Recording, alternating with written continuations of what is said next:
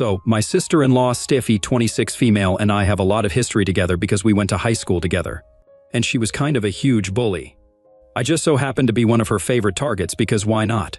I was a total nerd in high school, and my appearance certainly did not help my case because I was very skinny and I had braces, which were pretty much the bane of my existence. I was literally the typical nerdy girl in a teenage high school movie where they only get ready after they take their glasses off, except that instead of glasses, I had to get my braces taken off. Unfortunately, my transformation did not happen until I was in college. Thankfully, I look much better now because I have gained a lot of weight, and I got my braces taken off before I started college. Not that there's anything wrong with the way I looked before, but right now, I am just a lot less prone to getting bullied by people, that's all. Anyway, I met my husband Andy at a college party a couple of years ago when I was in my third year of college. He was 3 years older than me and was the DJ there. That used to be his part-time job before, and I guess it was meant to be because I got really drunk at that party. And he offered to drive me home because my apartment was really far away, and nobody was ready to take me home since I was absolutely wasted. He was nice enough to take me home and even scribbled his phone number on the back of my hand and told me that I could call him because he liked me. The next day, I woke up with a terrible hangover, but I knew that I had found a really special guy. I called him and asked him out on a date, and that was it. We connected really well on the very first date, and I knew that I had found the one. But the only issue was his sister because he was telling me about his family on the very first date, and we had made the connection instantly because we were talking about our families. And he told me that he had a sister named Steffi. Then, when I joked about how I had a bully in high school with the same name, he told me with a very serious face that it might have been his sister because she did have a few behavioral problems when she was in school. Then he told me the name of the high school that she attended, and we realized that his sister was actually my high school bully. It was kind of awkward, but I was not going to let that get in the way of whatever we had. So I told him that it was no big deal because I liked him and not his sister, so she had nothing to do with any of this. And he agreed. After dating for 3 months, we decided that we were going to introduce each other to our families. And while it was relatively easy for me to introduce him to my family, it was kind of difficult and awkward for him because he knew that his sister and I did not have the best relationship. The first time that I had dinner with his family, I was very nervous, mostly because of Steffi. But it actually didn't go that badly. His parents were really warm and kind to me, and Steffi was kind of cold and aloof, but that was still better than the way that she used to treat me back in high school. And I actually preferred this new version of hers because this was much less trouble to deal with. She didn't talk to me much and kept our interaction to a minimum, but I counted that as a win because this meant that I would not have to talk to her and we could just ignore each other and let it go. I am quite fortunate because that is how things have been with us for the past couple of years. I have not had to interact with her much, and neither has she expressed any interest in becoming friends with me. Even when Andy and I got married 2 years ago, she only spoke to me as much as was required of her, and that was it. So, I would say that she and I are not close at all, and both of us prefer it to be that way because after the way that she treated me in high school, I don't think I would want to be friends with somebody like her anyway. It's not like Andy has a problem with this either because he is well aware of how mean his sister is capable of being, so he does not mind the fact that the two of us don't talk. He knows that I have not forgiven her for the way she ruined my high school life because she has never shown me that she is sorry, so I can't exactly forgive somebody who is not even sorry. And he understands that and respects it. But he and Steffi have a normal sibling relationship like most other people do, and I don't mind it because I know that he does not see Steffi the same way that I see her, and I am completely fine with that. It has also been a really long time since high school ended, and I don't want to tell my husband not to talk to his sister and create drama out of nothing because she and I are civil now, and that's all that is necessary. So everything is good in the family, and I got used to it. Honestly, it came as a massive shock to me when, a few weeks ago, Steffi reached out to me to ask if I would be willing to accompany her on her Bachelorette trip to the Greek islands. She did not just ask me casually on the phone, she actually invited me over for lunch, and even though I was skeptical about it at first, Andy was the one who told me to give it a chance. So I went out to lunch with her, and that's where she asked me. She was really nice to me during that lunch, and even afterward. She finally apologized and addressed the history that we had together instead of pretending like it was non-existent. It was quite shocking for me because I had never expected Steffi to own up to the fact that she had bullied me relentlessly when we were together in high school, and when it finally happened, I had absolutely no idea how to react to it. She told me that she was sorry about the way that she had treated me back then, and told me that she was just being a total brat, and she realized her mistake way too late. She also mentioned that the reason she had never addressed it even after I started dating her brother was because she felt awkward bringing up things from the past and did not know how to face me after everything that she had put me through back when we were teenagers. While talking about all these things, she even threw in some tears to make it seem very genuine, and I, being the gullible emotional fool that I am, fell for all of it hook, line, and sinker. I told her that I forgave her, and that it was all in the past anyway because now I did not have any issues with her since we were all adults here. And we could deal with it like we were meant to and just have a couple of drinks together and forget about it. She seemed happy about it, and we ended that lunch on a good note. She asked me to come with her and join her and her friends on their bachelorette trip to the islands because she wanted to make up for lost time and really make me feel like I was her friend. Initially, I was kind of hesitant to agree to it, but she really talked me into it, and eventually I just agreed because I thought that it would be a fun experience. And it would really help me build a relationship with Steffi because I was sick of having tension with her anytime we were in the same room. So, after a lot of deliberation, I decided to say yes, because I was willing to move on from the past and give our relationship a new and fresh start. And there was no better way to do it than to go on a trip and just let our hair down. That was a couple of weeks ago, and after that, Steffi and I remained in touch. She was getting married next month, and we were going to leave for the trip at the beginning of this week. But it did not happen because of a little stunt that she decided to pull at the airport. She thought that she could trick me into paying for the entire trip by springing the news on me at the airport so that I would not be able to back out. But little did she know that I had absolutely no qualms about ditching them and going back home because unlike her, I did not care about what her friends thought of me or even what she thought of me if I'm being very honest. We got there about an hour before our flight was scheduled to leave, and we were all just chatting, but then Steffi said that she wanted to get coffee and asked me to come with her, so I did. When we were at the counter, she told me really casually, "Oh, by the way, I hope that all your cards work internationally because otherwise you will have a really difficult time paying for stuff." So I told her that I was going to be carrying cash for all the souvenirs and knickknacks that I wanted to buy, and then she told me that she meant more like the hotel rooms and food that we were going to eat, and even the flight tickets, because I would have to reimburse her for all of that. I did not know what she was talking about because we had not discussed this before that point in time. And half an hour before our flight was supposed to take off was really not the right time for this discussion. She was telling me all of this in a really casual tone, so I asked her if she expected me to pay for myself throughout this entire trip, and then she told me, "Not just yourself, but for everybody on the trip. All of my friends and I thought you were going to be paying for this entire thing and sponsoring it, which is why I picked such an expensive destination since I know that you can afford it. Is that going to be a problem?" I still remember the exact words that she said, and I can even hear it in the tone because she was saying it like it was the most obvious thing in the world, even though we had never discussed it, and I had never agreed to any of it. I asked her if she was serious, and she told me that she had obviously expected me to pay for all this, and she would be forced to think of me as a really stingy miser because I was the person with the biggest paycheck that she knew of, and she could not think of one single reason why I would say no to sponsoring the trip. I could come up with more than a couple of reasons, the first being that I never agreed to any of this, and she never even asked me if I would be okay with it, so I don't understand why she would assume something like this. Even though it was true that I earn more than most people that she knew, since I am the VP of a moderately large-scale firm, I still did not think that it was an obligation for me to sponsor her trip, especially because we were still building a relationship. We were not at that point yet, and I was definitely not going to even consider paying for a holiday for a bunch of women that I didn't even know. More importantly, this is my money and my choice, so she could think of me as a miser or a stingy person. But it would not matter to me because I was not going to spend an exorbitant amount of money on a trip that I did not even organize and on a bunch of people that I didn't even know or like. So, after a while of just standing there while she was getting coffee, I decided to walk back to where everybody was sitting, grab my stuff, and just leave because this was ridiculous. And I did not want to create a scene in a public space, so I decided to leave quietly. Steffi chased after me with her coffee, and even her friends tried to ask me what was wrong, but I did not think that it was important to tell them anything. So I just walked out of the airport and got into the first cab that I could find before they got to me.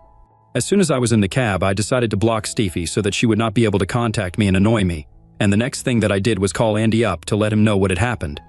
I actually felt pretty bad for him because he had been very excited about the fact that his sister and I were finally getting along together, and I thought that this trip was going to improve our relationship, but clearly, both of us had been very wrong about everything.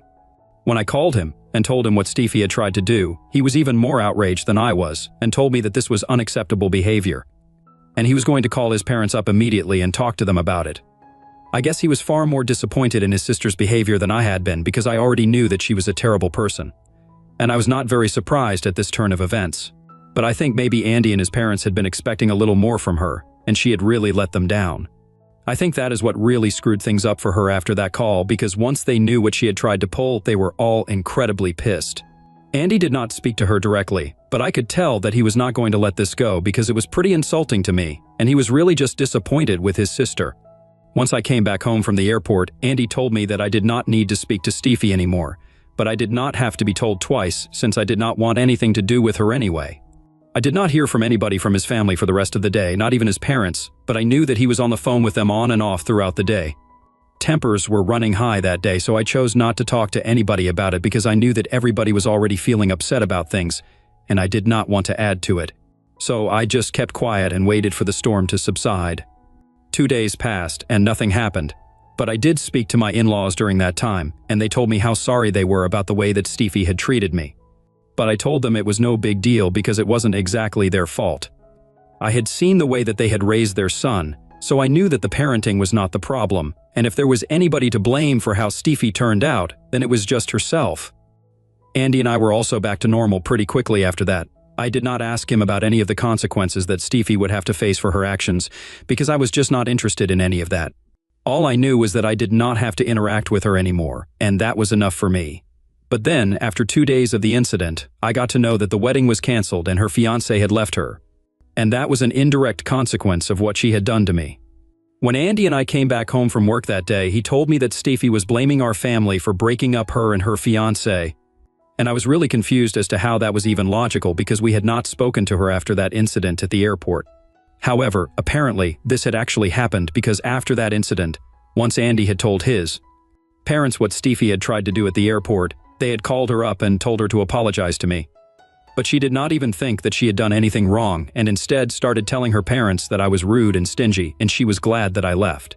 So her parents got really upset and they told her that they would no longer be paying for the wedding and she could find somebody else to fund her extravagant event now.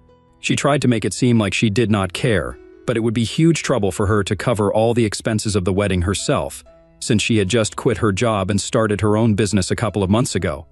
And they had not broken even yet, so paying for everything herself was out of the question. In spite of knowing that, she tried to make it seem like she did not care about any of it because she did not want to apologize to me or even acknowledge that she screwed up. The day of the wedding is just a few weeks away, since it's literally just next month, so this is a bit of an emergency situation for her right now. From what Andy told me after that conversation with her parents, she decided to talk to her fiancé and let him know that her parents would no longer be covering the expenses for the wedding. So she expected him to take over. I think that's what led to a huge fight between the two of them because it was obviously really unfair of her to kind of just spring it on him with barely a few weeks to go for the wedding, so they got into a fight. And that's how the wedding got canceled. Once I knew the whole story from Andy, I asked him how he got to know about all of this, and he told me that after the fight with her fiancé, Steffi showed up at their parents' house and fought with them as well and had been blaming them and me for what happened. She had mostly just been blaming me, which I think is really unfair because I didn't even have anything to do with this situation. She said that because of me, first, she had to cancel her trip with her friends because I refused to pay up, and now she was going to have to cancel her entire wedding. And her fiancé was probably going to break up with her because she did not see any other way out of this. The trip thing I do not agree with in the slightest because there had been absolutely no discussion about me paying for anything, so it was stupid of her to expect anything from me. But I do feel kind of bad that her wedding is getting canceled. I feel like I should not have complained to my husband and been so up in arms about the whole thing. I guess I just feel kind of sad for her because I know that she was really looking forward to getting married. I'm just here for reassurance, if I'm being very honest. Ida for complaining to my husband when my sister-in-law told me that she expected me to sponsor her bachelorette trip for all of her friends at the airport. Update 1. Hi, first and foremost, thank you so much for letting me know that I am indeed not the one at fault here. I think I really needed to hear that. I had been feeling really terrible about everything, and it did not help that Steffi had been posting sad things about getting betrayed and stuff.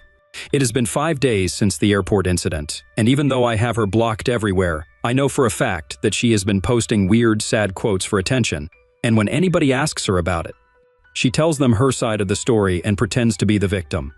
So, Any remorse that I had about her wedding getting canceled is all gone now because clearly she will stop at nothing to make me look like the villain in her story, and I don't need to feel bad for her. She has even gone to the extent of telling people that while she had expected me to stab her in the back, she did not think that her brother would ever encourage me or tolerate something like this, but she was obviously wrong, and her brother couldn't care less about her feelings. Again, I feel like I need to emphasize that she had literally never ever asked me if I was comfortable or willing to pay for the expenses of the trip for her and all of her friends. So the fact that she had to cancel it at the very last minute and come back from the airport was her own fault. But somehow, in her version of the story, apparently, we had had this discussion several times, but I flipped at the airport and decided to throw a fit and leave, which was a huge slap in the face for her because then she and all her friends had to go back home, and the trip didn't even happen. And it was really humiliating. It's infuriating the way that she has been spreading these lies about me, but I'm actually happy that most of the relatives that she has been telling this to have reached out to me to ask about it because it seemed really out of character for me, and I was able to clear the air and tell them my side of things. For the most part, people have believed me, so whatever she is trying to do is not working, and she is coming off as a total liar and an idiot. Andy told me that he wanted to speak to her and tell her that she can't just go around lying about us, but I told him that he did not need to say a word to her because the things that she is doing are backfiring. And instead of damaging our reputation, she is just doing it to herself, so we can just let her carry on. Update 2. So, it has been around 2 weeks since we learned that Steffi would no longer be getting married. She had been talking crap about us to all of her relatives, but it did not work because most people did not trust what she was saying and came to me to confirm the story, and I told them the truth. After a few days, pretty much everybody knew the truth, so there was no point in her trying to make us look like the bad guys, so she stopped. We thought that it would be the end of the story, but apparently not because now she has moved in with her parents since unfortunately she and her fiancé have broken up and she has nowhere else to go. Her fiancé was a decent guy and had offered to let her have the apartment and he could move out, but she would not be able to cover the rent on her own. So she chose to move out and live with her parents instead. Andy and I think it's really ironic that she had so much to say back when her parents had told her that they would not be funding her wedding, and she had pretended like she had everything sorted. But now her life was falling apart, and the only people that she could turn to were her parents. My in-laws were also nice enough to take her in even after all the nasty behavior from her end, but now that she is living with them, I guess she should have had the common sense not to go on talking crap about me and Andy. At least in front of her parents, because they were Andy's parents as well. But she really is one of the stupidest people I've ever come across because even after my in-laws made it clear to her that she was not allowed to talk crap about us and pretend like we were the bad guys, she went on doing so in front of them and would constantly try to turn them against us. So my in-laws decided to tell her that she could either accept her mistake and try to become a better person, or they would not allow her to live with them anymore. That obviously pissed her off because now she has taken to messaging Andy and reminding him every day that I did not just ruin her bachelor trip and her wedding. But now I also ruined her life because her fiancé dumped her and her parents only keep siding with me, as if any of that is my fault. He has not blocked her yet because she is family, but she is on thin ice right now, and a couple of more texts against me. And I am pretty sure that Andy is going to show up at his parents' house and teach her a lesson in person. I'm pretty sure that she is just doing this to rile us up or vent her frustrations, but it's unacceptable. Update 3. So, we did it. And I really just could not take it anymore because she was really taking things too far and saying the most horrible things about me while messaging Andy. She even expected to get away with it because she thought that we would not actively try to get back at her. But unfortunately for her, we are not that nice. She had called me every name in the book and referred to me as jealous and insecure, and had even said that I did not look any better than I did back in high school, which was just a straight-up lie. She knows that I am very touchy about my appearance and makes it a point to pick on it every time that she can, and it has become very apparent at this point. I also don't even understand why she thinks that I would be jealous of her because right now my life is a lot better than hers, and she literally has nothing that I would be jealous or insecure of. But anyway, these were the things that she had been texting Andy in an attempt to make us mad, and she succeeded in doing so because earlier this evening we went to my in-laws' house and confronted her because she needed to stop believing that she could say and do absolutely whatever she wanted to, and then we would just allow her to get away with it all the time. We had already spoken to Andy's parents, and they knew what we were here for, so they did not ask many questions and just let us in. Steffi had been sitting in the living room, and she seemed very surprised to see us and actually had the audacity to ask her parents why we were there, as if we were not supposed to be there. Like she was the only person allowed to visit her parents. They did not answer, and instead I took over the conversation and told her that she needed to learn how to keep her mouth shut because I had had enough of her BS. And I was not going to tolerate her running her mouth about me anymore. So she needed to stop talking about me to anyone at all, and if she did not do so, then I would make sure that my side of the story went public as well, and that would not end up well for her. She immediately started throwing a fit and accused me of blackmailing her and her family of ambushing her. When she was asked to stay quiet and just apologize for everything, she told us that she would not do that and started packing her things and left within an hour because now she knew that she was not welcome here and was going to live with a friend. I am positive that she will be back in a couple of weeks because I don't think any friend will allow her to live with them free of cost. And judging by how much of a miser she is, I highly doubt that she will cough up anything when she can go back to her parents and live with them for free. But as of now, we're all free of her, and I would say that I am much better off right now, and I think that everybody would agree with me when I say that.